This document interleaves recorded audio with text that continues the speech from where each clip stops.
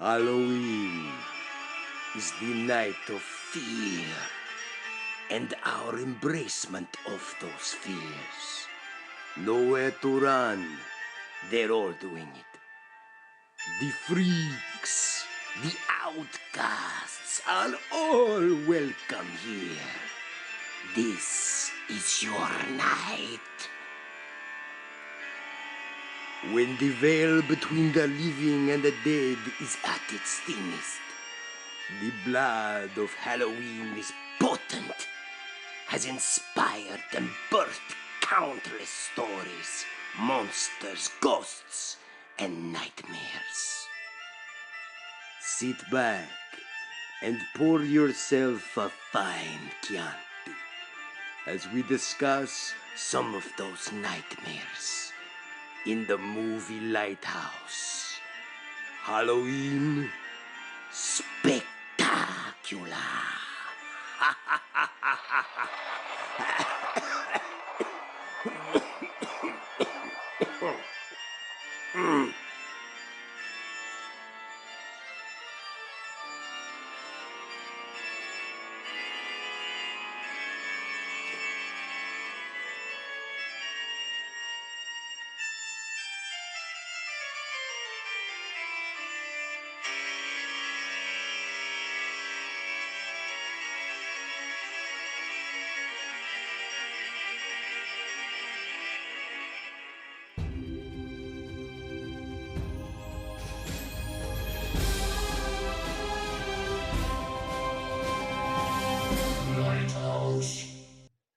Welcome to episode 58 of the movie Lighthouse, shining a light through the haunted Halloween fog of film. My name's Veronica. My name's James. And my name is Wyndham. Yeah! Happy Halloween, fellas! Happy Happy Halloween. Halloween. Comes around quick, doesn't it? It does. Crikey. Almost as quick as the Halloween films that get made. Oh, here he goes again. Bloody hell. But I think it's called Halloween Ends. So you may take hope. Absolutely no confidence that it will be the last I one. think I'm going to believe that when I see it, but who knows? I think Jamie might get it, finally. Don't you think? The heck? Has she not been killed in any of them before? Seemingly not. Well, I say Jamie, don't I? It's Laurie. Laurie's going to get it. Yeah. There you go. So it's a girl's day.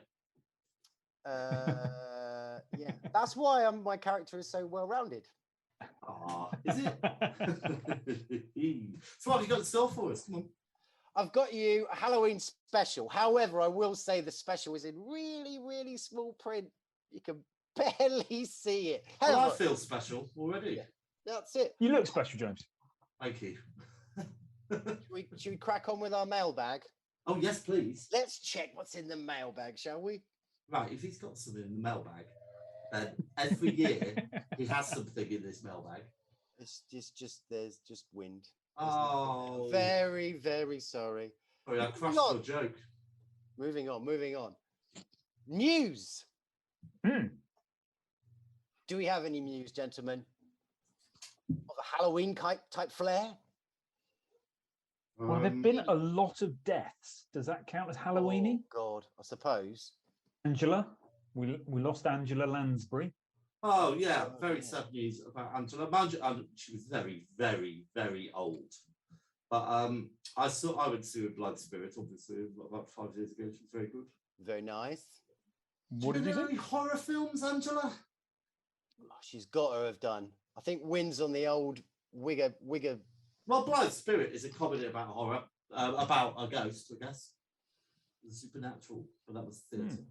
Kind of squeezed that in there. I never realised she was in Gaslight. Right, well, that's. I was going to mention that. That's horrific, isn't it, I guess? It must be a bit weird. Yeah, I think she had a fairly small part, but apparently she radiated. I need to see that film. My favourite is obviously Bedknobs and Broomsticks, always has been. It's a classic. Yeah, we got to watch that at school. You know, those days when they wheeled out the VCR at Christmas and stuff. Yeah. There's that little kid One combo, heavy watched- on wheels. we also watched double bill once of Tron and Time Bandits, which was a very good year. That's a good, yeah. Yeah. We That's a once watched Hoppity Goes to Town. Oh. Yeah. And Hoppity was a Cricket. Right. There you are. I've got a bit of news. So tell me this. What do you do when you finish the Halloween franchise revival? All right. So that whoever was responsible for all these lovely films, it's your favorite, James. Yeah. What do you do when you get to Halloween ends and you move on to something else? What do you do? What do you think? What would I do, or what would John Carpenter do, or what? That's not John Carpenter, is it? It's a dude called David Gordon Green. He's the one John to blame. Carpenter not do Halloween?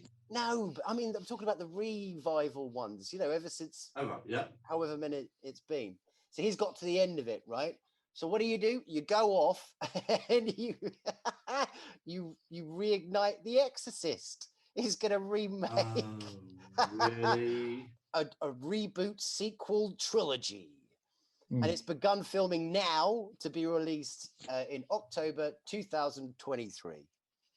And I read the synopsis, and you got an actor called Leslie Odom Jr.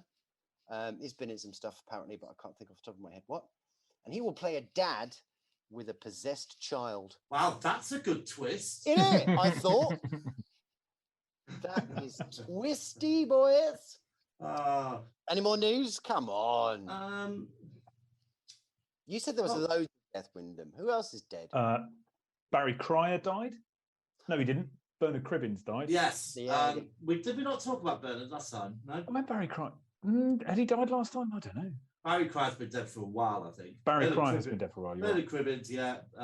Doctor Who, obviously. He was in Doctor Who. He's also in Doctor Who. Jack and Laurie, obviously. Some guy on a boat.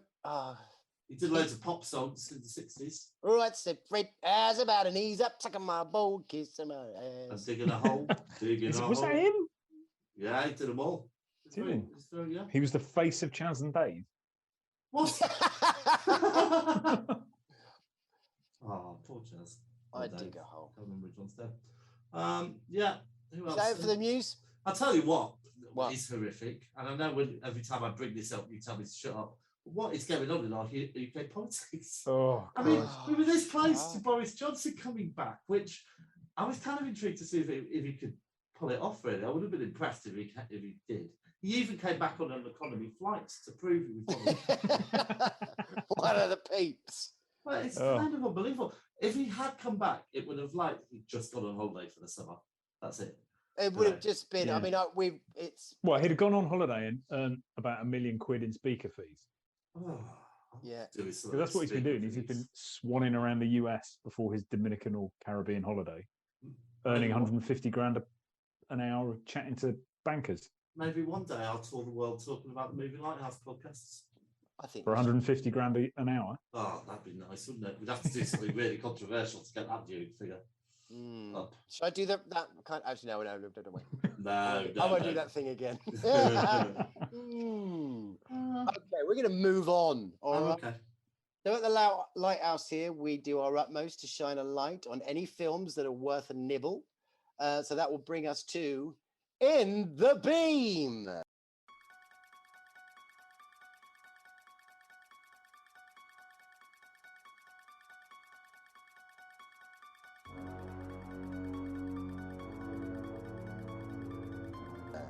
That's In the Beam. Wyndham, you got anything in the bin? I do.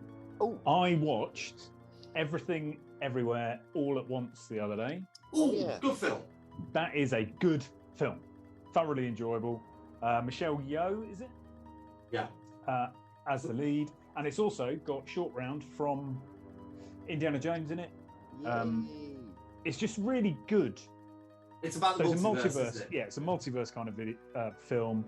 And whereas, I mean, I remember it being mentioned at the same time that the Doctor Strange in the Multiverse came out, and everybody went, "Well, that was shit." Yeah, but that's what we said. We said there were no kind of multiverses. Yeah. Well, yeah, so I thoroughly enjoyed this, and it's got our favourite heroine who cannot be killed in a Halloween movie in it? Jamie Lee Curtis. Jamie Lee Curtis. Yeah, it's well worth a watch. Louisa, we started watching it and Louisa fell asleep very quickly. For goodness sake. And then woke up 3/4 of the way in and just went, "What is this shit?" You do need to watch it all. Oh, I love it. I've heard her say that so many times. And is there anyone behind it? Any known sort of director, or is it like a Disney thing? What is it? It's subtitled, isn't it? Is it? I don't want us to get the wrong. Bits of it are subtitled. Yeah, because some of it is in, I'm going to say Mandarin or a Chinese language. Director's Dan Kwan. It was also written by Dan Kwan. And Daniel Scheinert. Do you often have two directors? Does that happen a lot? Are the Coen brothers? Who aren't brothers? What? The Russo brothers. I think the Russo brothers are involved as well somewhere. Anna and Barbera. Who've we got? Laurie, does your wife know that we don't film these podcasts? Because she keeps walking past that window that you've got at the back. Like she wants She to after be her in it, attention, is she? as ever. I thought I'd locked her out. Need to get that looked at. Jaime, Yeah. anything for the Beamy? Oh, yes, I do actually. Oh, Okay, so my in the beam is Hellraiser 2022. well, it's funny you say that. I've seen that also. Hey. But I really am not sure I put that in the B boy. Oh, okay. Well, that's where you and me differ. Should we chew it over? Yeah, let's What do did it. you think?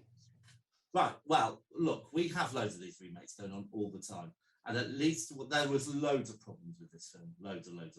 Not saying there wasn't. However, what they did get right, I think, was the story. I think the plot and the story was excellent. I thought the acting was a bit hit and miss, but the main lead, the female lead, she started off really badly, but she got better and better as the film went on. By the end of it, it was quite good. Now, so the story, as I say, and the box and the use of the box is brilliant. Best use it's ever been, I think. And the way that when the Cenobites arrived, they did this thing where like the walls would move back and all the perspective would change, and that looked great. But the Cenobites, right, they did have a problem with walking in the right direction. A lot of them were just wandering around. We did that a lot. And I don't know if you've ever seen this spate of body art makeup that has been like horror makeup that people like to do and post on the internet. Yeah, where like they look TikTok. like they've got their skin hanging off or things like that. It looked like that. It was too much like trying to make it look like they've had their bodies all done to shreds. It wasn't convincing. So, and they'd have been much better wearing black leather and had just like the teeth showing and stuff like that. Yeah, totally agree on that. But They almost look like they look like kind of fashion models. Yeah, the music was good, and they held back on all the cliches, and it was only right till the end when a very nice thing happened where a guy got taken up to see God or the devil, whatever. And she said, "We've got such sights. We've got such sights to show you." So that was nice. So I kind of thought it was all right, and I didn't want to put it on the rock, so I didn't know how to put it. Yeah, I saw. After you saying that, to you, it is all right. I think about the story. I kind of felt like there almost really wasn't a story. I mean, it was definitely a story. The main actress, she is great actually. She's just like this really messy lump of hair and big baggy pants. You know, she's not playing your kind of traditional heroine at all. And she's good. But then she bumps into she's kind of colluded, isn't she? I don't want to give too much away, but yeah, look, I've seen it 3 times. I've showed it to 2 people, and none of them got the things that were coming up. The twists and stuff. And I didn't either actually until until the 3rd time you saw it. But there's not really that much story, I don't think. It's mainly about the box and what it can do. And I mean, in this outing, it really does get to do some. All right. Hellraiser 1987. What was the story? A man comes back from the dead and needs to eat people so he can come back to life. That's it. That's it. No. But that is kind of the main story. Maybe this woman's having an affair with this guy's brother. That guy's up in the loft because he's managed to kind of come back, and then he's she's killing people and she has to cover that all up. There's loads of story that sits around the box and the Cenobites and all that stuff. There's loads of juicy meat that sits around this it. time what they did is really... Yeah, it's quite base. Totally agree about the Cenobites. Yeah, it looks like that whole kind of modern TikTok-y kind of stuff. They look like fashion models, basically. Pinhead doesn't have the same sort of malevolence, the gravity of that original played by Doug Bradley. There's some good gore, but it's not that sticky, stinky, perverted kind of feel that you get from the original. So it's Doug Bradley, really, his Pinhead was only really kind of badass in the first one. He became like a friend in the later films. Yeah, but that again, actually, to be honest, when we reviewed Hellraiser a few years ago, that really struck me. I never realized that they're really straight up kind of guys. You know, you kind of I can't remember exactly what it is, but you kind of request something from them and they will. Yeah, well, they went into detail about it in this episode. They're opening the box, basically, and you can choose between all the 6 different choices. That's it, the different configurations. Now, so were those configurations there previously? No, you'd seen some of them before. You'd certainly... Anyway, let's not get too deep into it. But okay. I thought it was faithful to that in that way and took it forward, as with the Hellbound story. So it's all right. I mean, but I don't know. They didn't look convincing to me, the Cenobite. It was also, actually, just to say, is one of those horror movies where it's like, why the fuck would you do that? Why would they be doing that? You know those the characters going to get themselves killed. You go, why? No, stop it. Yeah, there's a where she just casually breaks into this massive, great big mansion that's like literally like Fort Knox, which got cages all around and everything. And she doesn't casually break into the mansion.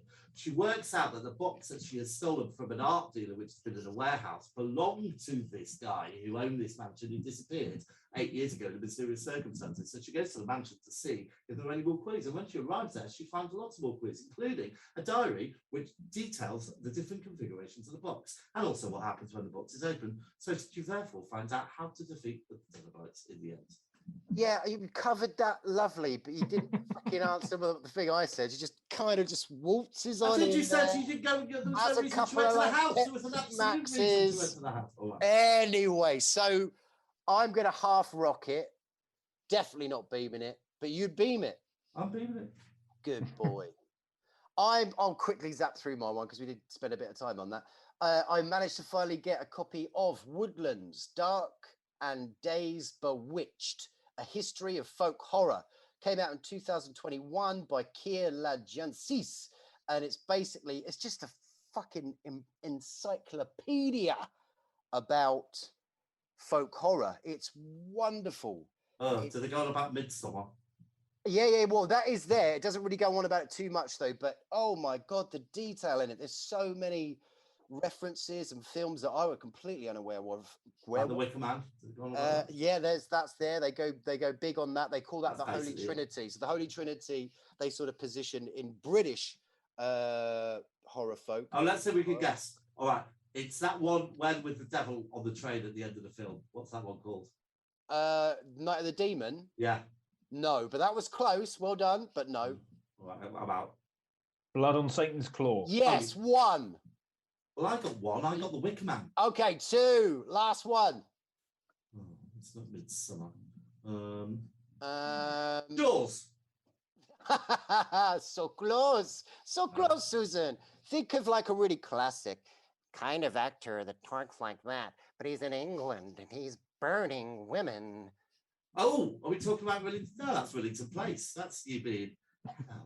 Who's my voice now? No, my impression not as good as I think it is.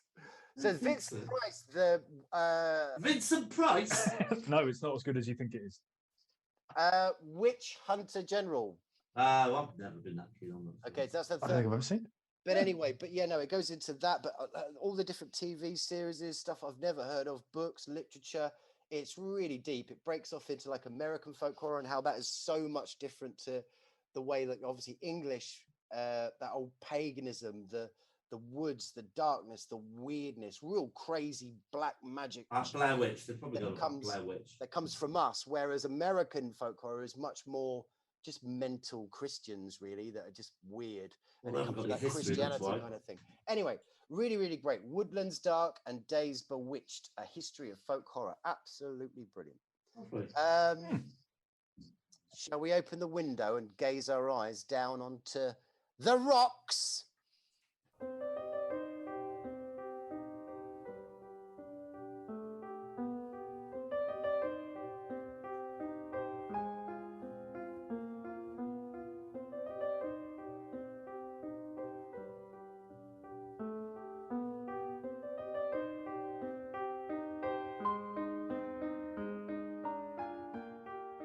Hey, I'm out throwing the cleaner out the window last night. What did they do? Oh, they're just not very good.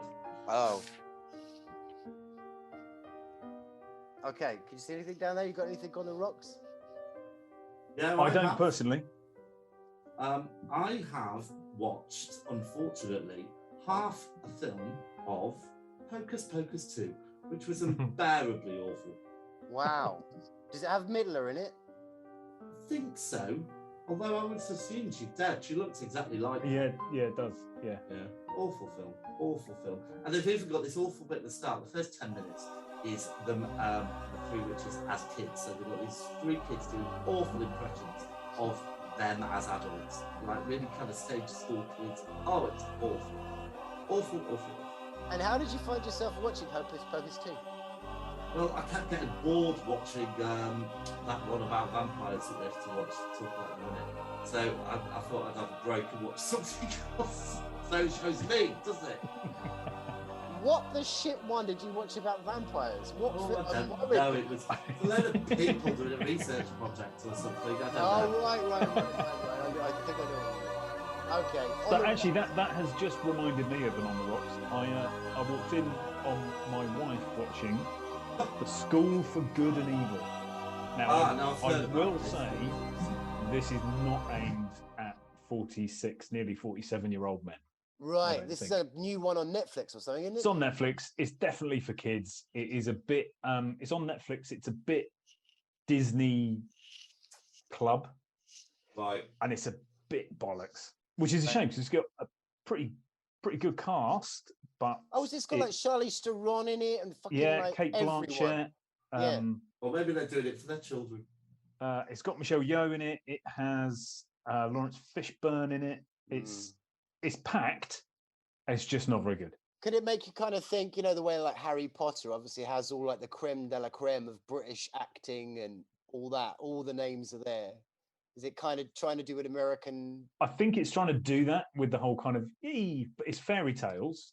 Right. So all the people who were born to be good in a fairy tale go to the school of good, and all the villains go to the school of. Oh, well, that makes a lot more sense. I thought they all went to the same school.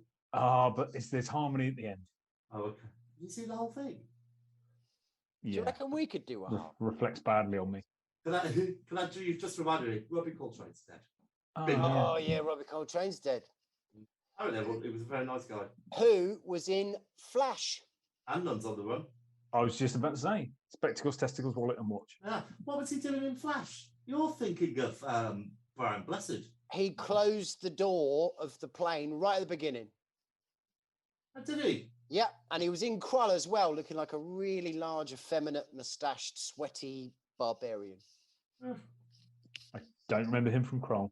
No. That was my favourite film as a kid, Krull. Oh, Krull, man. So good. The sound of those fuckers when you kill them. And the thing that comes out of his head. Can I just mention a quick fanboy thing? Because it was Jodie Whittaker regenerated last night. Her last Swan song, yes. Did anyone watch it? No, I was furious. Well, it was unbelievably brilliant. Oh, brilliant. But only the way that he basically found a way to bring back all the old companions a little bit and all the old doctors, which not from the new series, but from the old series. Oh, wow. So obviously they're all really aged. So it's always been a question, well, you can't really bring it back. What would they, because they wouldn't look anything like. But the way they did it was very clever. And they also had two main guest companions as Ace from the 80s and Yeah. Tegan, who was by far my favourite in the 80s. She just spent her time in the TARDIS saying, I want to fucking go home. I hate it. Take me home. She had a terrible time the whole time. And it was quite nice seeing her again. She hasn't acted since then, and they have to really attempt to come back to do it. So it's quite fun. How long is the episode? 90 minutes. And it holds? Do you say the story's good? Well, yes, more or less, you know. But it gets through it. It's got Dalek Cyberman and the Master. I think the Master does a good turn. So, yeah, it's all good. Okay. Nice. Just to say that obviously the Woodlands, the folk horror film, they do a big bit on Doctor Who. Yeah. Demons, John Pertwee. Yeah, the Demons, John Pertwee's massive folklore. Yeah, yeah. 7 episodes from 1972. Wow. Right. I've got something on the rocks. I feel a bit guilty, really, because I think they deliberately made it to be on the rocks. It's Studio 66, which is basically the Foo Fighters. Oh, yeah, I haven't watched this yet. In a haunted house, Dave Grohl gets possessed by a demon, and then he has to make this song that will open the gates of hell. Da, da, da. There's some kind of funny bits in it. There's a lot of fucking really unfunny bits in it that they're desperately trying to be funny with. There's a good bit of gore, to be fair. But yeah, it's just shit. But I think it's supposed to be shit. There we go. All right. Oh, I said like that. Like I was in like charge, you were steering. Yeah. No, please do. Please do. Oh, hark. What can I hear? It's the trailer trawler. Ah, I thought it was a new sound effect that I'd have to find at some point. Now I've got them all here. I've got all the sound effects here. Oh, lovely. You don't. Oh, it doesn't work though. Anyway, right. Trailer trawler. You got anything in there? I'm afraid not. We had such a busy trailer trawler last month. I'm all out. Yeah, afraid not. It's Nothing. Turned up empty for me. Okay, well, my trailer comes from 2018, so I'm a little bit behind the curve. However, I bumped into this trailer, and I've never seen the film. I never knew anything about it. It's called In Fabric. You aware of that? No. I might be, yes. Okay, In Fabric is by Peter Strickland, who did the Barbarian Sound Studio. You seen that? Yeah, well, I have seen the theatrical version. Right. It's on my warehouse. You should watch the film. It's very good, very stylistic, but it's Toby about Jones, that kind of. I've seen some of it. It's about Toby that Jones. Foley art. That's it. Toby Jones basically is a British kind of sound engineer. He loves recording sound, really, really meticulous about it. And then this Italian Giallo studio basically want him to come over and make the sounds for all these horrific horror films. Really good, the Barbarian Sound Studio. Anyway, so this guy, Peter Strickland, who made that, has made In Fabric, which is basically, it's a horror written by Strickland himself about a haunted dress. Yeah, so it's like this red dress that torments its owners. And looking at the trailer, yeah, it looks like proper creepy. I mean, you can imagine it like this dress sort of like levitating around, or just levitating above your bed as you wake up. Could you name any other films that feature a red dress that taunts its owner? That taunts its owner? Well, Doctor Strange has got a cape with a red interior, but that doesn't count. A red dress that taunts its owner. Go on. Requiem for a Dream, where Bernstein is trying to get into her red dress for that she wore for her son's graduation. That's it. And ends up going crackers. She does go so crackers. Oh, that was a review, that one, wasn't it? And what did we do with that? So we had that one, and then we had something equally as fucking depressing. What was it? Oh, is this a clip show now? Yeah, I suppose so. Did you hear Matthew Perry say he had a really hard time when he was making friends? Did he have a really hard time? Yeah, he was taking a lot of pills, I think. He's really fucked. So. Bless him. Right. Okay. So now, this Halloween 5, actually, this is our 5th Halloween spectacular. I'll have you know. So I basically got to choose a few films and present them to you guys, didn't I? And you got to select 2. And I think you did rather well out of what you got. But the ones that got away were basically, what do you have? You had Pumpkinhead. Which you kind of made up on the spot. Yeah, kind of. But I've never seen it. And I've heard great things about it. And again, it turned up in the folk horror thing. So I really, really want to see it. Pumpkinhead. And then The Exorcist 3, which I have seen, which is freaking great. It's mental. But great. It is great. Come on. It's not I think the great. more it's you okay. watch it, the more you're just relieved when you watch Exorcist 3 that it's not anywhere like as bad as Exorcist 2.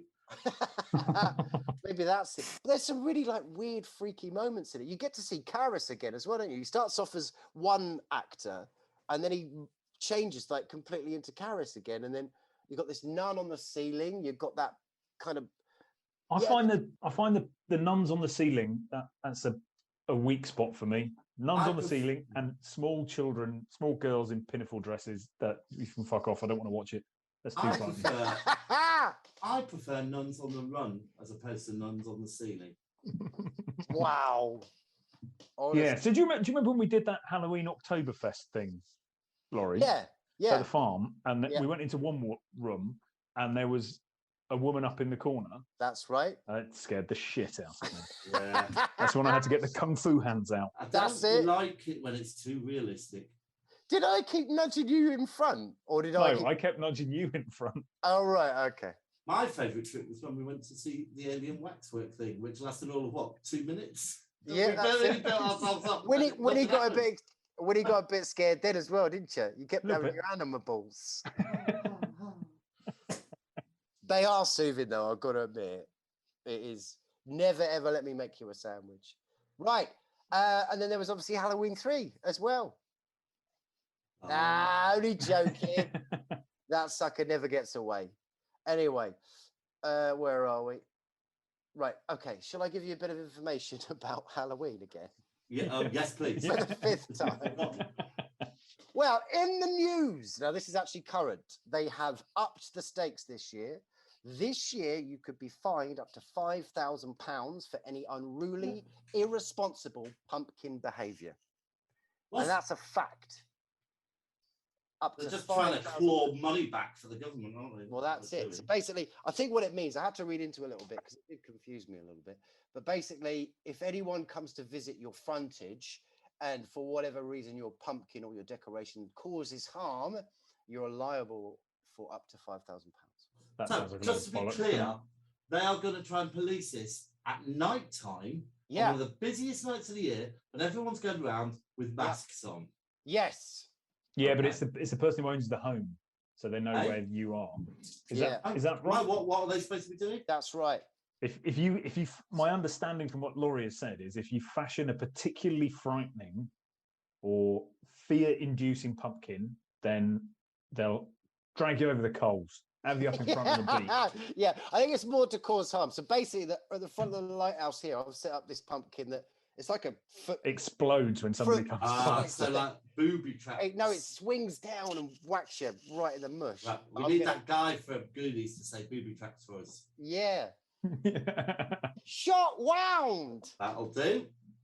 And it's been reported that this year we'll likely see the prophesized opening of the Dart Gate.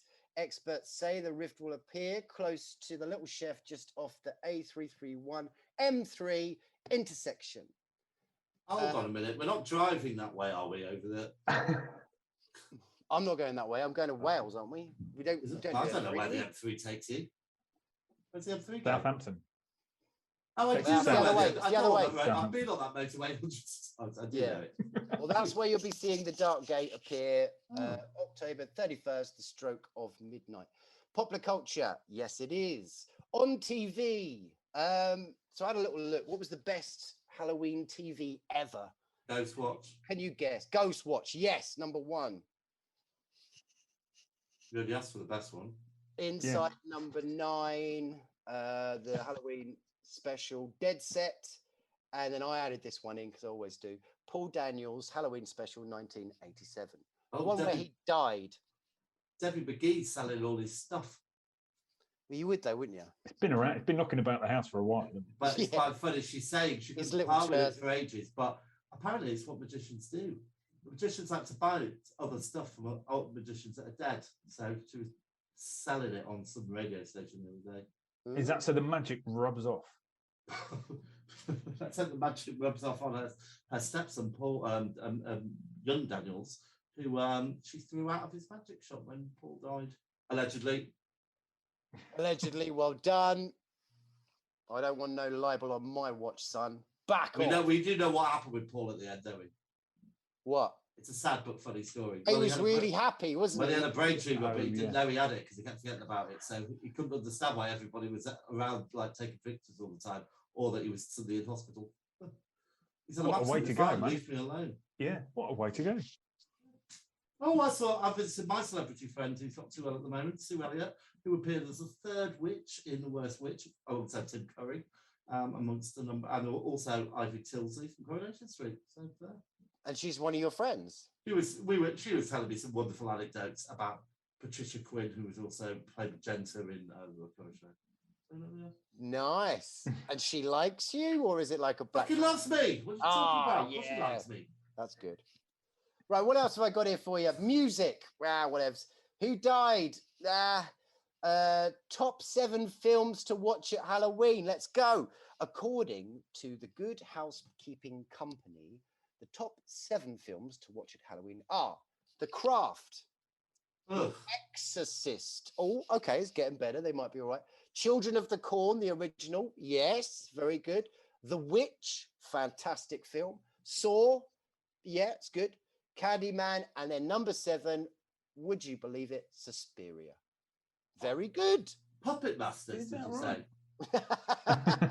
say? The Good Housekeeping Company. I like that. Okay, shall we get to the first feature? Yes, please. Play the feature music.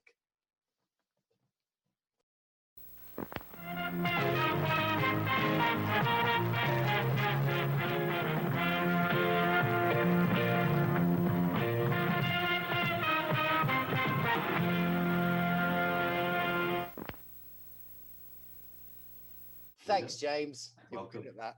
You're getting better on your Tom Pempe. I can't say it. Bon Tempe. Yeah, Pontempe. Oh. Right, first film we're going to look at is Prince of Darkness.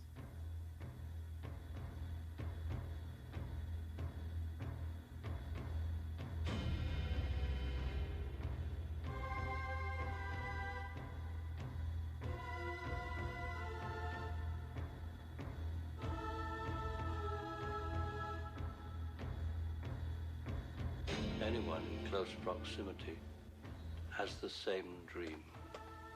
What is it? A secret that can no longer be kept. It started a month ago. What started?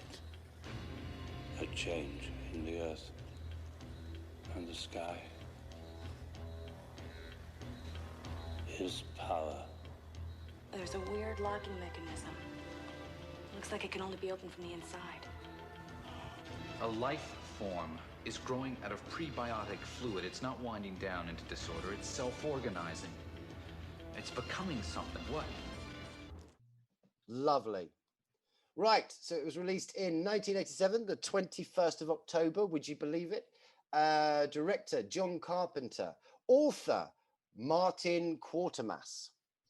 Quatermass. Oh, sorry. Quatermass? Martin Oh, Quatermass. it could be Quatermass. Is there an R in it? Well, no, I'm reading it, so I guarantee you I got it wrong. So, Martin Quatermass. Yeah? Yeah. Who Yeah. actually is John Carpenter. He's just did. Oh, fuck off, John Carpenter. Right, that's it. Screenplay, Martin Quatermass. Oh, John Carpenter. Music. Fucking Music. Quartermass John guaranteed. Carpenter and Alan Howarth, all right? The budget was 3 million. The international box office took 14.1 million, did very well. Awards in 1988, the film was nominated for a Saturn Award for Best Music. It didn't win. Fucking hell, no way.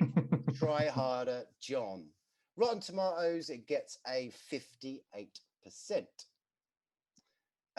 Sequels and spin-offs. Well, I suppose I kind of sold this one to you saying it's part of, apparently, what John says is this is his apocalypse trilogy. So, Is this the third one? yeah. Well, yes. I'm trying No, to sell it a bit because it's shit. I think Mouth of Madness would have been the third one. So the first one was The Thing, then it would have been this, and then the last one was In the Mouth of Madness. What about Halloween? That's not an apocalypse. That wasn't part of his apocalypse You trilogy. tell that to Laurie Stroud. Yeah. Okay. That's about it. Notable actors. You got your Donald Pleasance, pissed. James Parker, weird. He plays the Brian guy. Victor Wong, he's the professor. With the eye. Victor Wong. Yes. Had to lift that Victor film Wong. single-handedly. Didn't he? Lisa Blunt, face like a robot. Dennis Dunn, who plays Walter, again from Big Trouble in Little Chinatown. As is Victor Wong. He's just picked up his Chinese people from that film. That's it. Susan Blanchard plays Kelly. Alice Cooper. Alice Cooper. Yeah, it was Alice Cooper. It was Alice It Cooper. was Alice Cooper. He plays the street schizo. And then Robert Grasmere, can't forget Can him. we just put a pin in that? I'd like to discuss the street schizos at some point. Absolutely, we could get back to that. Robert Grasmere, who plays Wyndham. Oh yes, that Wyndham, was that yeah. treat when that name. He did Wyndham very well, particularly that bit where he goes up to the girl and is like, "Hey, whoa, how you doing?" One of my memorable lines is, "Where's Wyndham?" Yeah. I was Where nearly was asleep Wyndham? at that point. Oh, he's in the parking lot. That's all He's right. in the parking lot, just standing there. Did his leg fall off, or just His legs foot? fell Yeah. off, yeah. Foot fell off? His hands And his fall head off. fell off, Yeah. Oh yeah, that was brilliant. and then his suit just collapses in a mush of bug. Yeah, well done, Wyndham. You were great in this. Yeah. Wyndham, could you give us a 1-minute synopsis? I don't have the timer, but I'll guess. Yeah. Ancient church, Brotherhood of the Sleepers, protecting the world from evil. The priest dies, luring Donald Pleasance to come and figure it out. He then goes to the university where they're talking about metaphysics and tachyons and all that stuff. And then the university put together a little team of undergrads or postgrads or whatever's to go and test what is happening in the crypt of this church. And it is untold evil. Pretty good. Pretty good. So the priest that dies, he's part of the Mild Brotherhood. panic there, by the way. I haven't realised quite what you put up with every time we do this, Laurie. Oh, you did all right. You breathed through it. You did a fuckload better than me. Nothing about the beginning, really, though. He did go into real detail about the nothing that happens in the beginning bit that Laurie seems to do every time. Yeah.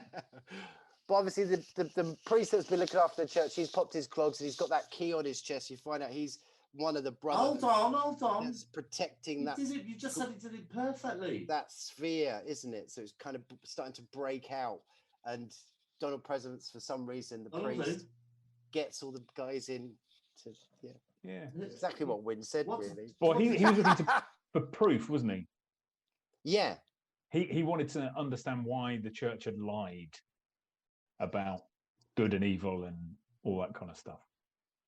Yeah, so you learn, don't you, that the Catholicism was just made up because they say Jesus was an alien of a humanoid type, a type of humanoid kind of alien, and he'd given us this thing that we had to look after. So we've kept it a secret. So we just made up religion, like Catholicism and all that, just to cover it up. Yeah, and it's a little bit like the Upside Down as well, isn't it? It's like, well, if you fire tachyons at something fast enough, then it's the other side of the mirror almost. Yeah, a little bit like Stranger Things. You were laughing, but doesn't that make more sense than how they made religion up in the first place? Oh, actually, yeah, I'm like sitting here laughing, but yeah, Jesus Christ, what we're talking about. Yeah. Anyway, so I love this question. So obviously I've used your script that you sent over to me, James, a number of years ago. And we've got, anyone have any connections to this film?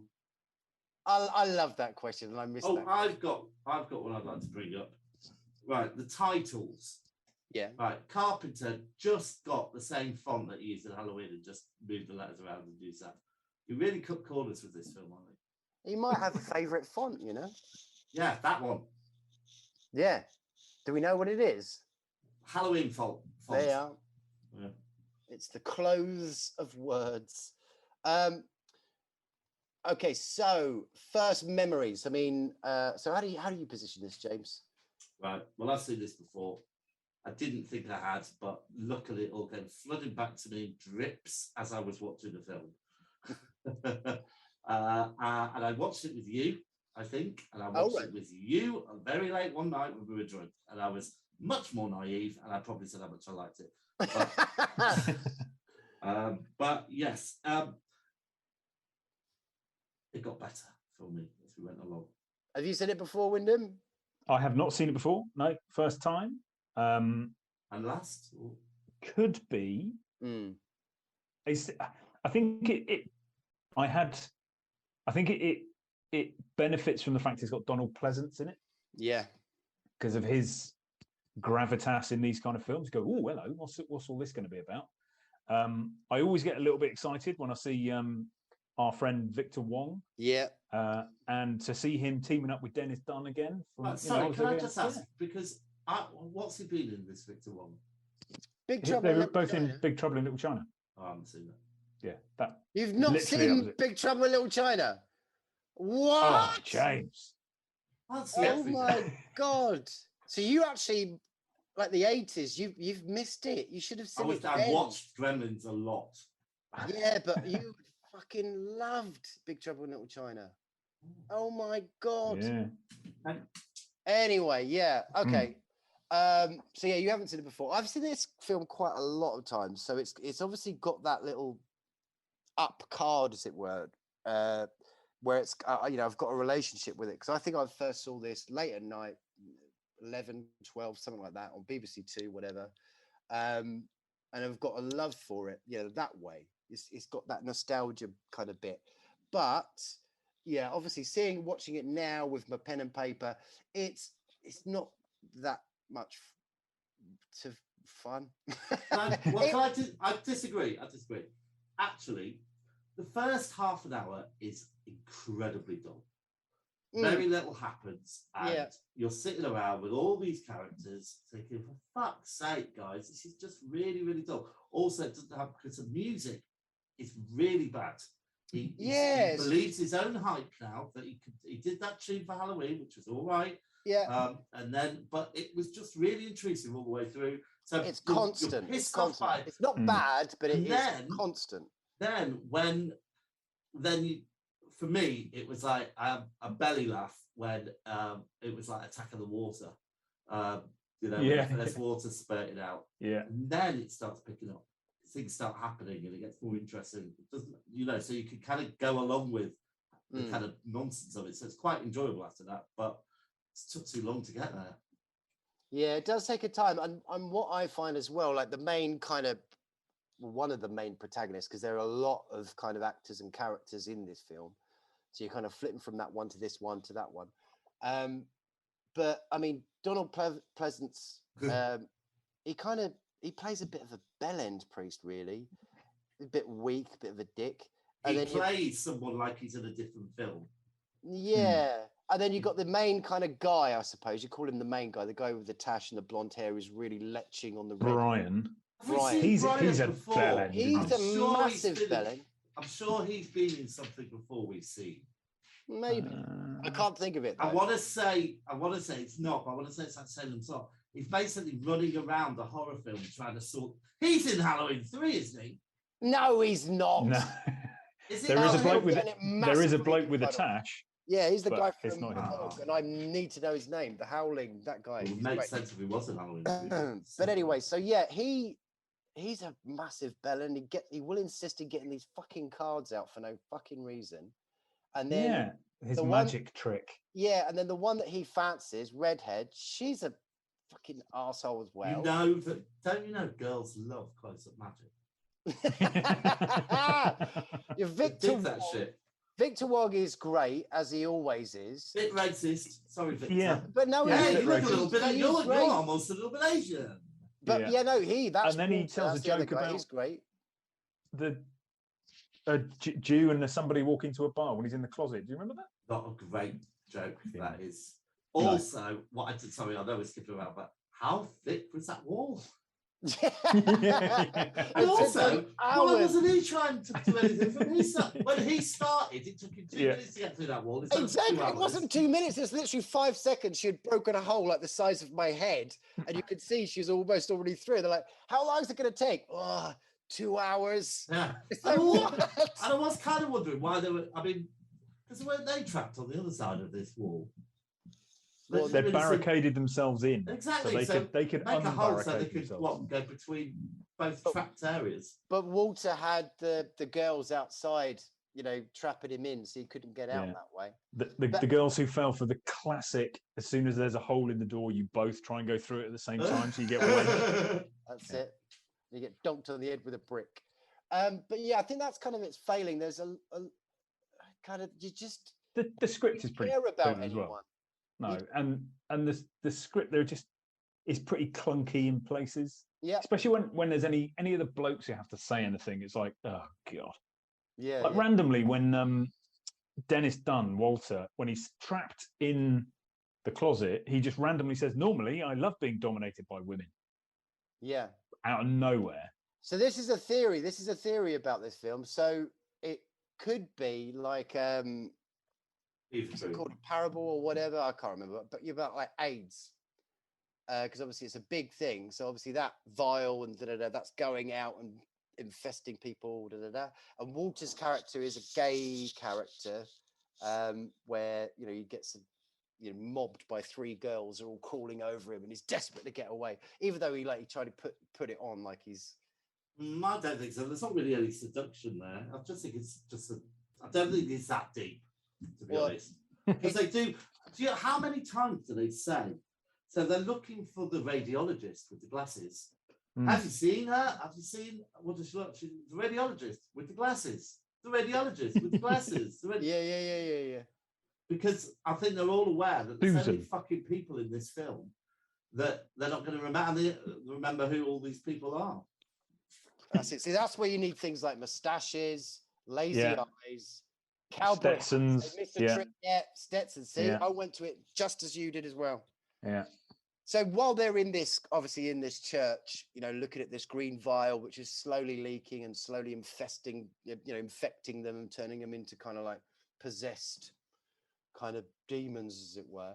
Outside, there's like strange shit going on as well. So you'll see at the beginning of the film, like ants are like doing crazy shit. The moon's all weird. The sky's not right. So something big is happening. But also you've got these homeless street schizos, and one of them so mental health is obviously they're possessed by some sort of demon or devil or that's it. So is that what you wanted to talk about? Because you wanted. Well, I just thought, I mean, it's like that. If you're homeless and got mental health, you are basically a follower of the devil. There you go. Well, I think it was the reference was that the liquid can take over the weak-minded. So simple creatures is what the reference was. So essentially the reference is almost worse. But it's like they're just simpletons that can be easily overpowered by the liquid. Right. It was the 80s, James. Nobody cared about mental health in the 80s. What I like about it, there's a good thing where you find out that when you sleep, everyone starts having these same dreams. And basically it's like this kind of news report, but it's like, we're broadcasting on a new channel. We figured out new technology to get back to you this footage. And you basically see the front of the church, and you can just see inside the silhouette of this like kind of thing in a cape, this kind of black, tall figure with these kind of sort of demon hands, which I think is very cool indeed. And everyone keeps having that same dream. So you see that footage quite a lot. But then that kind of changes at the end, which is maybe a bit shit. I don't know. But that aspect about it, I do really like, actually. I really love that kind of dream sequence and the way they did it. It's really odd. We're broadcasting on a new channel, 997. It's like, what the fuck is that? Anyway. Yeah, when they're saying we're transmitting from the year 199. That's it. And then you kind of go, ooh, 199. Oh, I wonder. But they're transmitting from the year 1999, which is 12 years after present.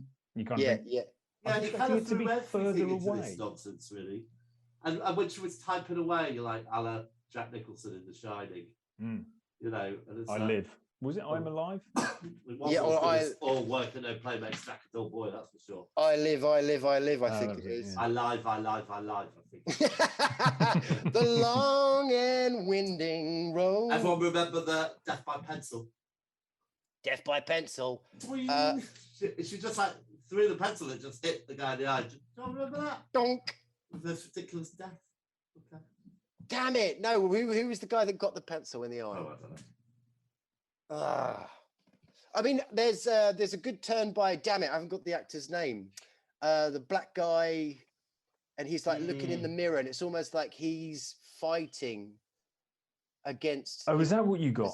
Okay. I didn't get he was fighting it, and I kind of like, right. So why did he try to kill himself in the first place? And then because he's fighting against it. Did he come back from the dead? Yeah. He's dead, but that's when the mirrors kind of get introduced. I was waiting and looking, thinking, is he going to start disappearing? Is he going to start disappearing like a vampire? Actually, like thinking about the end bit. So when those mirrors start coming in, that dude does his thing. Well, when she tried to get through the face mirror. Yeah, it does actually get quite good. Yeah, so she she's got a little sort of vanity kind of like flip open thing, and there's a mirror on it, and she puts her fingers in to another void, and then you see the other side of that world, and that basically that particular character, I think she's called Alice or something, she's giving birth, or no, she becomes the embodiment of what's been locked up, and she's calling back her father, and her father being Satan, and Satan's coming, and she can get him through the mirror, and whatever reason. Yeah, I got that bit.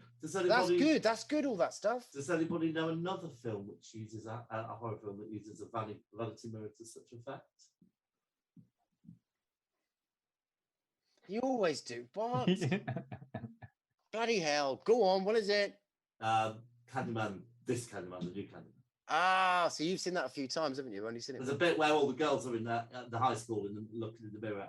Don't know if they call the Candyman, and then you see the vanity mirror falls, and you just see bits from the mirror. Very good effect. Nice. See, the whole Hellraiser thing. Just quickly going back to that. That's not a patch on what they did with the new Candyman. You know, Candyman. No. Yeah, I agree with that. Yeah. Thanks. Okay. So plot holes, I think we've covered that. There are plot holes. Memorable scenes. Obviously, you mentioned about the pencil. Wyndham, anything? I don't remember the pencil. Yeah, it's ringing a bell. I might have had a burp at the time. It was just that you could see it flying through the air and hit them in the eye, literally. Were there any? The crucified pigeon was quite memorable. I think for me, Father, and her eyes, the light on her eyes, and all that stuff, and then all the liquid going into her mouth, all the green stuff, fantastic. I think that's quite good. Does it stand up today? No, I've got a memorable line. Go on. Am I crazy? Or are we just stroking ourselves heavily here? Yes, such a shit script. It is a terrible script. Loads of exposition in this script. Yeah. Loads of it. Is that because he doesn't know where this thing is coming from, so he just uses everything from aliens to, religion to the supernatural. Yeah. My other favourite bit was when one of the woman who I can't remember his name. I want to get his name. Walter says, "You could be Asian." Yeah. When they start fighting her and they throw her through the window, they cut to a stunt double, but the stunt double is like a 6'8" man, and she suddenly grows massive. And I love that. Oh, that's good. Now I was eating crisps through this, actually, a really, really massive bag of crisps. Obviously crisps have got terrible now in their size ratio, but they were like really long and massive, and it was the most pickled onion. There's a lot of pickled onion, and I woke up the next day with a really sore tongue. So I'm never going to do that again. Anyway, memorable lines. That's been done. I guess the only other thing at the end of it, they would all be arrested. Those that hadn't been killed. I should hope so. They would absolutely, but they didn't look like they were being arrested. They looked like they were just being kind of tended to, and that's fine. Well, of course, and also, the jar of green slime. Yeah, of course. Victor Wong. Mirror thing. Yeah, no worries. Victor Wong jumps over whatever, gets out, runs for it. Next scene, sitting by the ambulance. Did he forget his pencil? I mean, why did he go back? You just wouldn't go back, would you? You just fucking run away. There are some odd bits. This is a bit earlier, but when the first night, when they can't get out because of the street psychos, and Brian, the tashed bellend, he jumps out the window for no reason, and then scrabbles back in. And then scrabbles back up again. What was he going to do? I think it's probably he had like a magic trick to go to, a magic show. Shit, I got to get down there. I've got rabbits to attend to. Apparently, John Carpenter bumped into this idea. He was reading something about atomic physics or something like that. Tachyons. Paid any attention. It's tachyons, mate. Tachyons, they are. Yeah, he loves it. Because our logic collapses on a subatomic level into ghosts and shadows. They are. So, yeah, that's what made him do it. They filmed it in, you might not be surprised about this, they filmed it in 30 days. It took 30 days to complete this masterpiece. But I think, it is kind of, it's got that uniqueness about it. It's definitely its own little film. It's definitely a John Carpenter film. The soundtrack is very constant, but it's good, but it's not memorable. It's not memorable kind of, thing. There's some good bits towards the end that got better. Yeah, and that whole setup of, science going into the supernatural, I quite like that. You've got but it's got to be based on something, not just a load of nonsense he's pulling out. Yeah. We have that. You can't have a load of professors doing a thesis and a study when none of it is making sense, or they're not. Yeah. You should have had it looked like Donald Pleasance was supposed to lose his faith, and we should have had a scientist that lost their understanding of science. Everyone should have lost something in that film. Where were you, man? They needed you. But yeah, yes. Okay. Shall we score it? I think that's enough of this now. Yeah. Let's do it. Right. Performances. James. 5. 6. 6. I'm going to go 6. Effects. 6. 4. Just because it's Carpenter and of its time, I've got obviously a wrong kind of love for it. 8. Plot. 5. 5. 6. Rewatch factor. 2. 3. Damn it! I just did 7. Oh, it's got to be 6. Direction. 5. 6. Cinematography. 1. Oh no, 5. 7. 7. Sound of music. 1. I've gone 6. Awful. I'm going Really? Going Bother 7. you? Going 7. It didn't bother me, but it was just kind of Bothered me. constant though.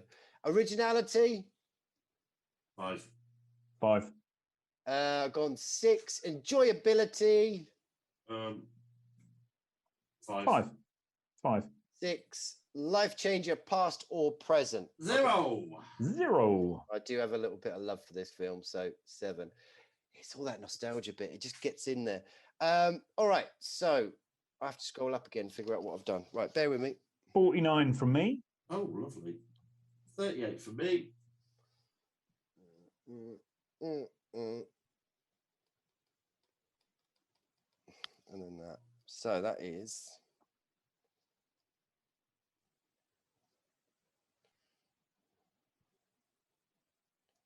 Why is that funny? You look like a suspicious character. Because when I look at it, it's just slightly delayed, so I can just see the final movement.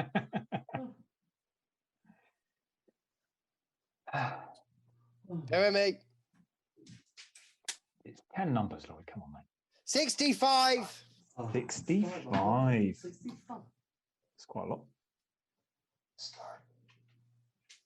Gives it a movie lighthouse score of 50.6. 50.6. Recurring. Right, I don't have like the leaderboard. No, I do. Oh, fantastic. Thanks, man. Right, Nate. Someone told me once, mate, it's just another word for cunt. 50.6. It puts it in 10th place, just under 9, but just above Straight Jacket. And on our massive jig,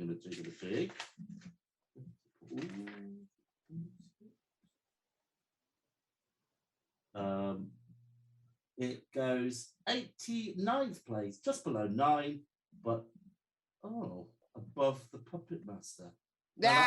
Hold on, no, that's not Puppet Masters. I think that's the Puppet Master. Oh, the really good one Hmm. of the little puppets. Yeah. Well, I like it. Right. So now, what would a Halloween special be without a quick quiz, eh? Yes. Your favourite, James. No, it's super, super quick though. So bear with me 1 minute. And it's a new feature, all right? So maybe this will titillate you. What's it called? Who's that lurking in your bedroom? Oh. All right. Okay. The rules are, okay, so you're in your room, obviously, and something may happen in that Halloween night of yours. And I will describe what you're witnessing. And if you can get it in the first clue, you'll get 5 points. That's 5 points. And then it will go down a point each clue I have to give you until you tell me what famous kind of horror character Yeah, we got maybe it. lurking in your room. Let's go for it. Okay, Wyndham, you're up first, son. You've had your cocoa and your Valium, and you're settling down to rest your wiry head when you notice a sound from under your bed. You lean down and tentatively peel back the hanging cover to reveal. Right, so this is for 5 points, all right? 2 piercing, hypnotic yellow eyes staring back at you. Okay, well, that could be one of a number of things. Ooh. Ooh, Two who's piercing under your yellow. bed? Ooh. Is it the demon from Exorcist? Oh, unfortunately not. So close. Wait a minute. Oh, I guess. no, fuck off. You're not in his room. You're not in his room. You're down the hall. Down? Yeah, you can do that. Do that. There's a musty smell, Wyndham. Oh. Oh. Is it Nosferatu? Wait. No. For 3 points. Oh, I know what it is. It's obvious. There's a little shiny bald head. A little shiny bald head. Ooh, you can see it like your lamp is kind of like reflecting. I might not know what it is. A shiny bald head. 2 piercing, hypnotic yellow eyes. And a musty smell. A little shiny bald head. It's not the leprechaun, is it? Oh, no. It's not the little voice. No. You did throw me with a voice, yeah. Right, 2 points now. Come on, you can do this. You're not going to go empty-handed. He challenges his faith against your faith. Have I seen this film? You have seen this film. Ah, shit. Is it Noel Edmonds from Deal or No Deal? He challenges his faith against your faith. Yellow, hypnotic, staring eyes, piercing, sorry. A musty smell, a little shiny bald head. He's challenging his faith against your faith, William. Are you strong enough, son? All right, for 1 measly cock-ass point, he's got a staff badge tag on his chest that says Mr. Barlow on it. Oh. I know. It's Barlow is from Salem's Lot. Yes! So who's under your bed? Little bald head. He's challenging your faith. Mr. Barlow down. Well, when he's down the antique shop, he's known as Mr. Barlow anyway. Is his first name Kurt? Oh, Kurt Master. You're right. The Master. How did you gasp when I said is his first name Kurt then? I don't think his name's first name Kurt, is it? Kurt Master. Oh, I don't Right, know. Wyndham, unfortunately, You you can get any points. What did you write down, James? empty Pet handed. Cemetery. Musty, yellow eyes. Yeah. What? There's a pet cemetery under his Wyndham's bed. Well, I meant the cat from Pet Cemetery. All right, I see. Right, James, Yes, hello. you're up, son. So, Himes, you've unscrewed your prosthetic nipples and popped them into a small vial of bicarbonate of soda. Oh. You're just drifting off when you hear a rustling coming from your knicker drawer. Huh? Investigate. As you timidly slide open the drawer, ajar, you see. Right, this is 5 points. Oh, you think to yourself when you look at this for 5 points, the taxidermy man is going to have a heart attack when he sees this sucker. Well, that obviously makes me think of Psycho, but then it also makes me think of Pet Cemetery. Oh, it's obsessed. 4 points if you're lucky. Lifeless eyes, black eyes, like a doll's eyes are staring back at you. Lifeless eyes, black eyes, like a doll's eyes are staring back at you. Is it dolls? No, that'd be a bit on the nose, wouldn't it? Yeah, I'd be very disappointed if it was dolls. Well, I'm going to guess. I'm not just going to waste my chance. Go on then, next one. 3 points. It's a 20-footer, 25, 3 tons of him. Well, it won't fit in my drawer. And it's a big knicker drawer. That's what I thought when I was reading this. Jesus, I've just got some knickers, bruh. Is it Jaws? Yeah! Oh, Fantastic. This is wonderful.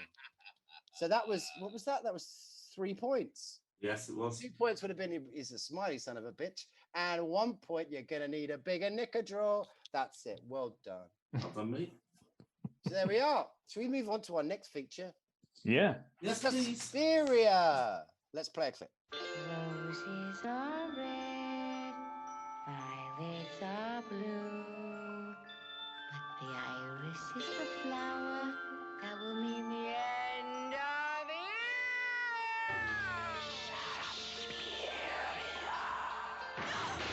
You can run from Susperia.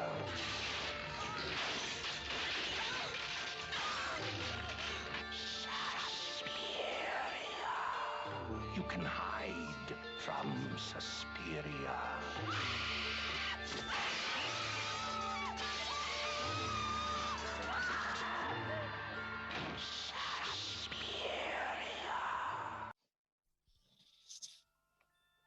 Good, good. Thank you, Himes. So, released in 1977, the 1st of February, I'll have you know, directed by Dario Argento, who also did such classics as Deep Red, both your favourites, Tenebrae, He's a pervert.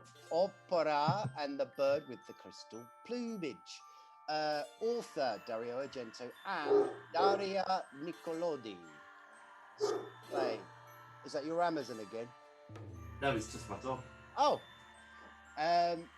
Screenplay Dario Argento and Daria Nicolodi. Columbo, shut the fuck.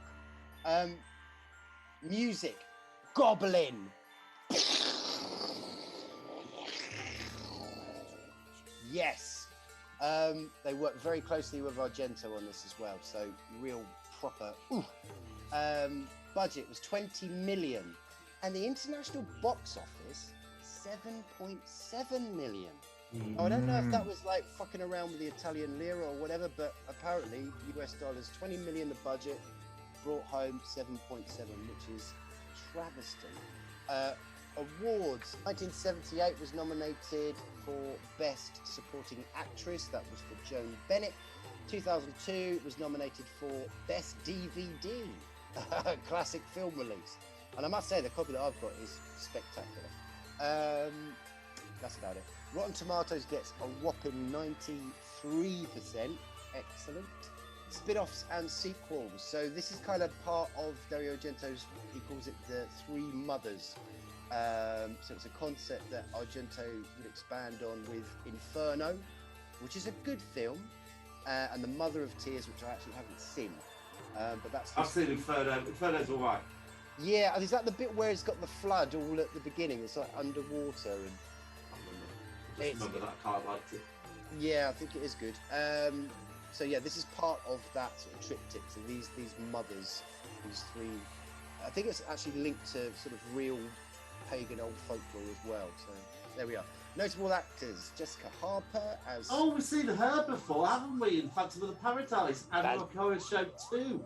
Exactly right. And she was hot off Phantom of the Paradise when she came and did this, and she could have done. Oh, I can't remember what film she turned it down. It's a Woody Allen film. Oh, not Annie Hall. Annie Hall, that's it. Oh, she turned that down for this. Actually regretted that. Well, I don't think she should have done. Stefania Cassini as Sarah Sims, Flavio Bucci as Daniel, Miguel Bossi as Mark, dubbed by Gregory Schnittnoff. Alida Valli as Miss Tanner, she's amazing. Joan Bennett as Madame Blanc. Udo Kier as Dr. Frank. Oh yeah, Udo Kier, yes, of course he's in this. As Dr. Frank Mandel. Barbara Magniofi as Olga Inovala. I'm nearly there, don't worry. I just want to get as far as, who's the guy? Who's the funny looking fellow? Pablo. Have I not got Pablo down here? Not Pablo, what's his name? He plays the Romanian guy, doesn't he? Rudolf Schitzler as da-da-da-da. Have I got him? Giuseppe Transotti. That's it! Giuseppe Transotti as Pavlos. There you go. Pavlo. Okay, so James, are you up for a 1 minute synopsis, or should I go to a reliable hand that's Wyndham? Well, I don't want to do it now. Come on, Wyndham, you do it. An American ballet dancer goes to prestigious German ballet school to finish her training. And when she turns up, she sees a student leaving in terror who immediately ends up murdered. Then, when she gets into the ballet school, she has some weakness, some fainting fits. The predominantly red walls are very stressful for everybody involved, and without an enormous amount of exposition, you wouldn't have a clue what was going on. And then there's murders, and she breaks the coven. It's a lot harder than I thought it was, to be fair. Bravo. Fucking terrible. There's only a tiny little bit of the beginning there. Trees, rain, lights. There you go. The wind is coming through. She's running. She's thinking, I've got to escape. She's coming the other way in the car. That's it. That's the synopsis. That's what it says on my DVD anyway. Okay, fantastic. So James, I mean, is this the first time? I believe it is, because you always keep getting this confused with another film. Have you ever seen this before, James? Yeah, I've seen it before.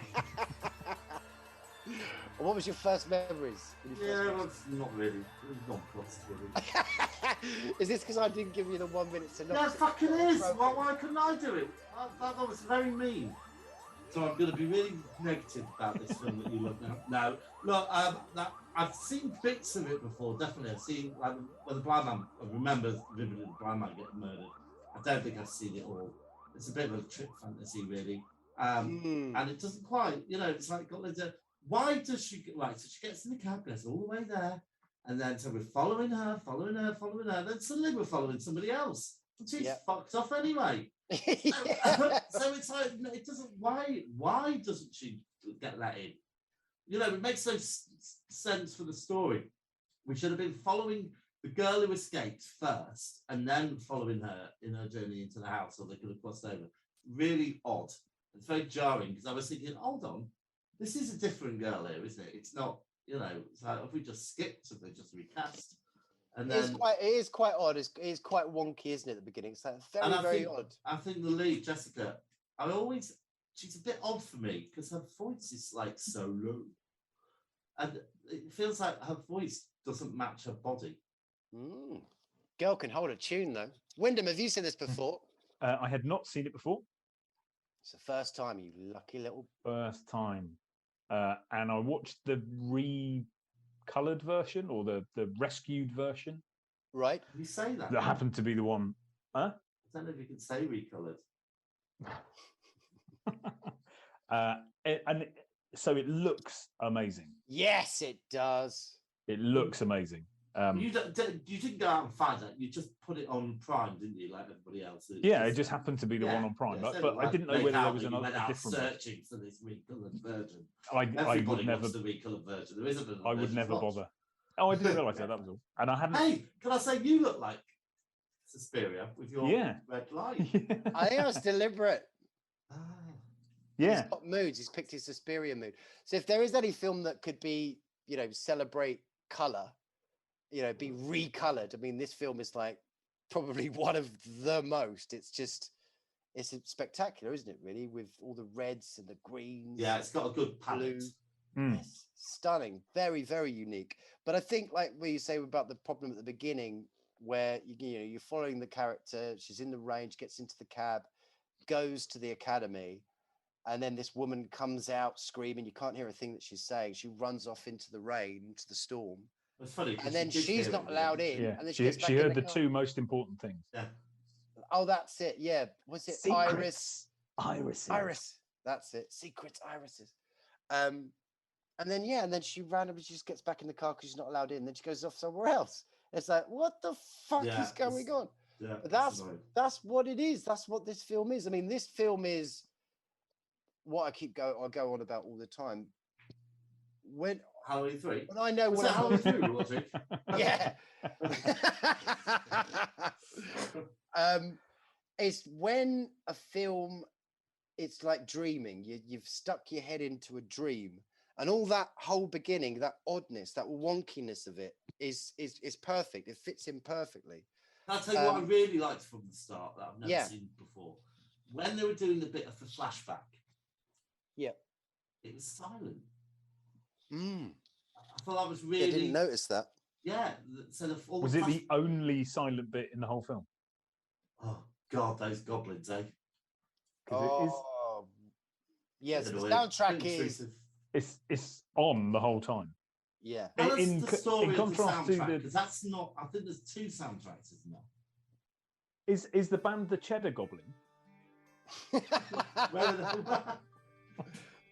I know. Isn't there a story? Does anyone know the story behind this soundtrack? Because didn't they get? There was a different soundtrack, isn't there? A classical one, and then the goblins come in and do this. Or am I imagining that? Wyndham, have you got your little confuser later? God. Suspiria soundtrack. See if you can find something. I think it might be. You might be confuddling with another film, but you could be right. That's ringing a massive bell. Yeah. Anyway. But the music is, in my opinion, absolutely freaking amazing. Like that line. I mean, if you could play some of that in the clip, would be great, James. But the la la la la la la, and the whole witch stuff that goes through it is just and then the big sort of yeah. Well, every now and then it consistently it wants to break into Footloose because it goes Footloose. Yeah. I can't find anything easily. Alternative soundtrack, Susperia or something. I think we might be confuddling with another film. I'll have a look. You carry on. But yeah, I mean, like I say, Argento worked with Goblin really closely on this, and I think this film's probably Argento's most kind of masterpiece, whatever the word. Yeah, I'd agree with that. Because like I say, it's just dreamlike. It's fairy tale. It's about that, the whole coven of witches, which obviously he goes on to expand within Inferno and all that stuff. But this sort of film alone, it's just wonderful. So the cast is predominantly females, and once your protagonist gets to the academy, quite quickly you realise that shit's not right. Weird shit's going down. And can I just say, I was absolutely wrong about the goblins. Yeah, but there's something though you're getting muddled up with. but you're right. I think Goblin came in and did a different soundtrack. I can't remember what film it is though. Anyway, but yeah, so something's not right about this academy, and the characters that they've put in there, like the main sort of matron of the place, she's incredible, like really glamorous, takes no shit, really kind of polite, but then you've got all these other characters around it. You've got this weird like boy that's from like Louis the 15th kind of bowl haircut, and he looks exactly like a helmet. Yeah, blonde and just really sort of strange and like a vampire in a way. And you got this Igor kind of character, really strange kind of face and teeth, Plavlov, whatever his name is. And then, you know, one of the teachers, I can't remember her name now, I've forgotten her name. She's incredible. And then obviously all the dance students as well. So you've got, it really sets itself up really quickly. But then again, sort of early-ish in the film, you get this moment where your main character's walking through the hallway, and there's this sort of woman, one of the cooks, sat down with that boy looking over her shoulder, and she's polishing this kind of sort of triangle pyramid thing. Yeah. And this light just suddenly bleeds onto the screen, and you hear "witch" like that. Oh, absolute tingles. Now, when we talk about like first memories, the first time I ever saw this, it's very, very rare whenever you'll see a film and it like, holy shit, it just reignites your love for film again. You get obsessed with, you know, finding out new shit. And that's exactly what this film did. And it was at that moment. I mean, the opening sequences, even when she's getting to the plane or when the automatic doors open, there's a really close-up shot. Already it's spectacular. Already it's an amazing film, and obviously you loved it. But when it got to that moment where that woman sat there and it goes, "Witch," and that light comes on, you see the dust in the hallway, and then it just fades again, and you've got that Goblin soundtrack. I was like, fuck, I love this film. I went somewhere else. And like I say, I was just obsessed about film again. Such a brilliant moment. But that word "witch" as well, you know, you think about, you know, the history of women and back to the witch trials and stuff like that. It's almost sort of taps into that as well. There's like an accusatory, you're the witch kind of thing going on in it. Even though, you know, it's not that. There is actually like a high priestess witch that actually lives in the academy, you later find out. But just all that kind of paranoia amongst the girls and like secret notes and keeping things secret, and I don't know, it works really, really well. Anyway, so that didn't work for me because I missed it. Right. So the whole witch thing was all down to the exposition closer to the end. Right. Okay. So and that was one of the problems I had with it. Was looks stunning. I don't think Dario Argento is an actor's director, judging by that's fair Tenebrae and this, because the acting performances are. It's that little perv. That's all he's after. But yeah, and that whole let's take the woman to a psychiatrist convention to get all the background on the witches and the folklore downloaded as a monologue is like exhibition. That was hardcore, but I love it though, because that's where you get to see Udo. What's his name? Udo Kier. So he's that weird. Why the back of each of their heads? So that's the professor, isn't it? So it goes close up onto the back of the professor's head. Yeah. Really odd, bizarre. You could almost say Hitchcockian. Hitchcock does that in Vertigo, where he's obsessed by the back of the female character's the spiral in her hair. Is that the one with the birds in it? But I think, this is just an absolute work of art for me. I mean, the murders are horrific. They're horrible. You know, the way that the knife stabs just come in. Again, very Hitchcockian. I think obviously Hitchcock was definitely a big influence on this film. Probably virtually every film really ever made. But just the way that the knife comes in with the hand and just comes out the side of the screen, stabs, and then it's out again. and it's just this relentless, you're just watching the victim scream and fall around. Obviously, now we kind of parody that and take the piss of it, but it's just incredible. I mean, like the first murder as well, when she's on the glass ceiling, all the colors of that glass and the way that the head falls through first of all, and then she then falls through with the electric around her neck. I mean, I don't know. It's a real veracity or vividness to it. Do you kind of get that? Fucking hell, is that a question? Yeah. Yeah. I just love it. Yeah, I mean, no, we know it's obvious because of that lovely speech, but but it's nice as well because you obviously do really, really, really like it. I think it's good. It's all right. Looks all right. I think there are a couple of bits in it that they kind of tip over the point of suspense and become, oh, fucking get on with it. Yeah. You know the bit where I can't remember the character's name, but the friend of the first woman who ran away. Yeah. When she's trying to tell Susie Banyan about, I made some notes and I've got this thing and I can plot where they're going by counting their footsteps. Mm-hmm. And she goes off to follow it, hides in a room, and this razor blade is trying to lift the latch. Yeah, yeah. It's like whoever is the other side must be the feeblest person in the world. Yeah. Because it's like rattling the latch for about 5 minutes, and you go, okay. And I understand that then it goes on and she falls in a raw wire. Yeah.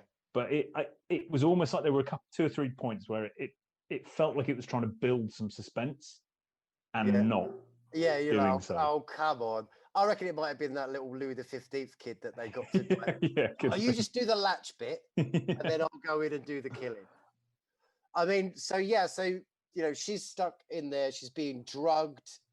She can't think straight, and basically all the teachers and everyone that's running this academy are fucking they're a full-on fucking weirdo Satanist coven. And turns out there's some head witch as well that resides there. So again, it sort of changes again, shifts a different gear where she finally realizes secret. Iris, turn the blue one. She turns the blue one and she finds a whole new sort of chamber to the academy, and that's the witch's lair itself. That didn't seem very Larry, as it were. It felt like boudoir ante-room. Yeah, like a GP's surgery waiting room. Well, it had a full poster. Come on, and lace. Did it? Yeah. No, not the room with the iris in it, but the room when she walks down the corridor. Yeah, no, the bit after where she actually sees the woman who's running the school going, "We must kill her. Oh, she right. must die." Yes, that looked like it was happening in a GP waiting room. Yeah. I mean, the designs of the rooms as well, obviously the light and all that stuff, but the design of just the stuff. I mean, like the windows, the doorways. I mean, it's something else. You're on mute again, James. Are you just doing a joke, like moving your mouth around loads? All right, okay. I'm sorry. I really like the colours. I really like the set. I thought it was very theatrical, the whole thing, really. So it worked very much as a stage play and all the dancing and flancing and stuff, and the colours proper and the sheets. Fairy tale. And when they're in the gymnasium because of the maggot infestation and all the lights go red behind. Yeah, exactly. Yeah, it is a stunning looking film. Definitely. It's certainly original. And that's the head witch that's laying right behind them. Why does she have to? Because does she not like maggots? Yeah, I don't know. I think it was probably what are they called? Like a ritual or a curse making. It was something deliberate. So they have to bring all the girls together and sleep. So they I don't know. It all makes no sense. Oh yeah, that's what they're called. Curse making. They were curse making. They were curse making. I haven't checked my notes on this at all. I've just been blabbing on. I'm so sorry. Listen, you really like this film, and that's kind of fair enough. I think it's right that you should have covered it in detail. I haven't got a lot more. I thought it was all right. Okay. Any memorable scenes? Or do you feel like we maybe have covered that? I thought it there was a couple of interesting things about the blind guy. Mm. I mean, firstly, almost everywhere allows you to take your guide dog into the building with you. You very rarely have to chain them up outside and fumble around inside. Not these witches, though. He would have got mental. But that's fine. And then the actor they got to play the blind guy, I don't think spent any time looking at blind people. Yeah. As he's walking across the massive square, just yeah. He was fine. He didn't have a problem. He's not an actor's director. I really like the bit of the gymnasium with all the things going on. All the what? You know, all the red bits and all the shapes dancing behind it. All the proof bits. Does it stand up today? In my mind, yes. Dreams are dreams, and yeah. I think it hasn't changed from when it was made. Apart from the colour. According to Wyndham. But yeah, but yeah, look, it's a good film. I like it. And any memorable lines? Yeah, bad luck isn't brought by broken mirrors, but by broken minds. But now I can't remember where that was, and it might have been in a different film I was watching. Who says that? Yeah. Who does say that? Was it the professor? Oh, it's got to be one of the psychiatrists, I think. Yeah. Maybe it was Udo even. It was one of the psychiatrists. It was the first one before he introduced Udo. Yeah. Right. And then the only other one was I can find out where they're going by counting their footsteps. Yes. It was a bit, just in case you don't understand what we're doing now. They're turning to the right. Yeah. But there is no right. Oh. There must be another door. Yeah. All right, look, I haven't seen it. I didn't have time to watch it. I figured that out when you said about the red fucking blah blah blah. Well, I saw that bit. You're look, I've such been a cockwank. busy. I've been busy. You need to see this film, you massive cock chuffler. I don't really think I don't like it. If it's Jesus. And you're going to say, oh yeah, I've seen it, and you're going to be talking about completely the wrong film again. I did see about half an hour of it. I saw the first bit. Jesus. I'm out of time. Look, Doctor Who, 90 minutes Doctor Who last night. Then I had to watch that again. And Hellraiser 3 times. Yeah. Well, there we are. Suspiria is in the bag, boys. Shall we score it? Shall I score it too? Fucking prick. Go on. Yeah, you two score it, and then we'll divide it by 2. It'll still be the same. Well, no, because it's going to muffy the guff. It won't. The maths is the same, Laurie. Okay. All right. I did it on purpose. Performances, Wyndham. As said, 4. 7. Okay. Another thing just to flag as well, obviously you've got that kind of Italian film kind of dubbing element, even though a lot of them are actually film speaking in English. They obviously decided to dub fucking everything, apparently. So it's kind of got that again, another kind of, for me, something I love, that kind of more dreamy crap. Anyway, effects. 6.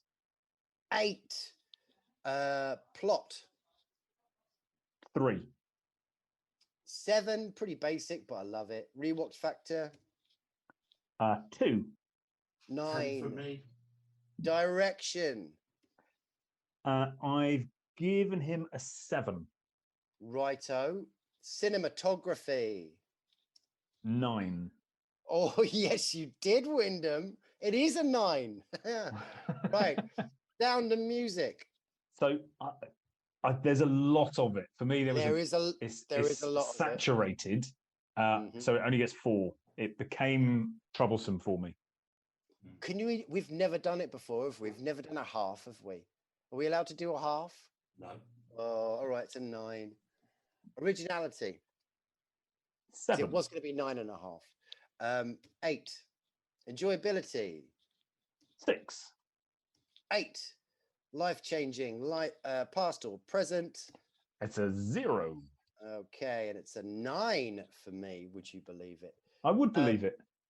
Me too. So that gets 48 from me. Give me 1 minute. And what else have I written here? We should have realised earlier, after James had gone all in on the first 2 minutes of the film. Wow! Yeah. What's the first 20 minutes? Got to the bit. I saw the bit with the shining light that you missed with them, with the witch. I didn't hear the word witch was the. No, it wasn't that I said actually. You didn't get that far, did you? I did. I got to that bit. I thought it'll be just much more of the same, really. It's definitely. Are your walls red, Laurie? Yes, yeah. Well, no, they're pink, kind of like a pink purple. Does that induce headaches? No. Oh, cool. Induces drunkenness. 7, 4. I don't think you should have distracted him. 80. No. It's 82. Bloody hell. Gives it a movie lighthouse score of 65.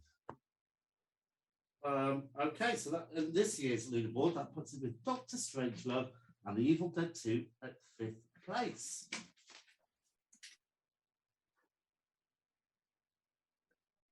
And Feel your pain, Laurie, because it's such a well-loved film that you want it higher. And it's 52nd place in the major scoreboard with Reanimated, Dr. Strangelove and The Evil Dead 2. Right. And that's just below The Fog, but above Donnie Darko and The Nightmare on Elm Street 2. Right. No, I love it. I love the way our stuff falls, though, because like over time, when you start looking back at where things fall, you kind of get this weird kind of consistency. So I've always got my little sweet spot, which is around like the 28 points mark. And then, you know. So we pick fall for 2 months' time because we've got to do that. Yeah. 2 months' time, let's do it. And you guys are coming up with ideas and I'm picking them, right? That's next time, yes. Yeah, next time. And the ball is number 19. And that means that it's a year, 1999. 1999, okay. So that month I'll be choosing, should I? Or no, it's me. It just said sorry, it. we just said that.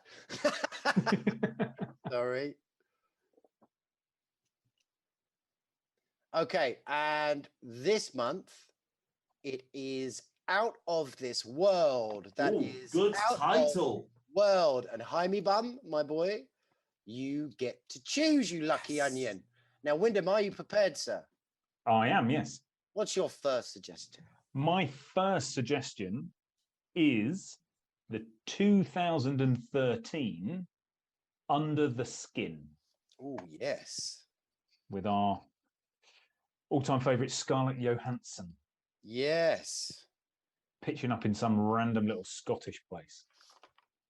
So is it Out of This World? Yeah, it's a real kind of... Oh, is it got a fishing kind of theme to it? Nautical theme? Don't they come out of the sea? No. No. Did they get all not that I remember. In a pub at the end? No. Well, that film is really good. These aliens come down and terrorise a fishing village. Brilliant. And everyone gets... The only way they stop the aliens is by getting blind drunk because they're allergic to alcohol. So the final scene is them all... Are you talking about Dagon? Are you talking about Dagon? It's an Irish film, and they're all in this Irish pub, held up, getting pissed out their head because the aliens can't eat them or something, and they're pissed. And then they're trying to fight them pissed. It's very good. If anyone knows what that is, can you write in, please? Well, all right, so it's not that then. It's not that, no. That would be really good. I'd like to have seen that, yeah. All right. Under the Skin. Right, now, my one would be Return to Oz. Oh, okay. Did that many times. Then, Wyndham, what's your second punt? Now, the second one is, it depends whether you want to go literal or not so literal, I am going to go with my guts and out of this world, Fear and Loathing in Las Vegas. So that is not literal. It's not literal, no. Tachyons, mate. I've definitely written down what my one is, but I can't. It's got quite a long title. Tell you what, I'll find the name of that film that I just talked about. Oh, I found it. And then my second one, James, concentrate, consider. And remember, you don't have to pick one of each. You know? If someone's done two really fucking brilliant ones, just go for that. All right. And then you got a really fucking brilliant show. My second one, starring Wyndham's favourite, Peter Weller, The Adventures of Buckaroo Banzai Across the Eighth Dimension. There you go. Goodness me. The Adventures of Buckaroo Banzai. Yeah. Yes. And yes. I surpassed myself. Adventures of Buckaroo Banzai and Under the Skin. Oh! No, well, I haven't seen Under the Skin or Buckaroo Banzai. And well, that's good though. Yeah, no, I haven't. No, I haven't seen either of them properly either. Wyndham, I guess. I have seen Under the Skin. Under the Skin. Yeah. Yeah. Cool. Should be good. I think it will be fun. So that's next time, isn't it? Yeah. Very confusing, this new rule of yours. Okay. Great. Oh, thanks, Laurie. That's all right. Thanks, Lars. I hated it. Well, it's good. Very good. And I thought your films were good. I am going to watch the rest of Susperia, I promise. I'll give you my review. Oh, man, it's Halloween. It's a good film to watch for Halloween, I think. I know, I've got a lot going on. I'm going away this weekend. Oh, that's true. Yeah, it's very busy. So. And obviously, the Dark Gate's going to be opening up. But I think, we're going to be in Wales, so it's on the way back. We need to worry about that. Okay. All right. All right, then. See you next time. See you later. Take Love care. you. Bye. See you soon. Bye.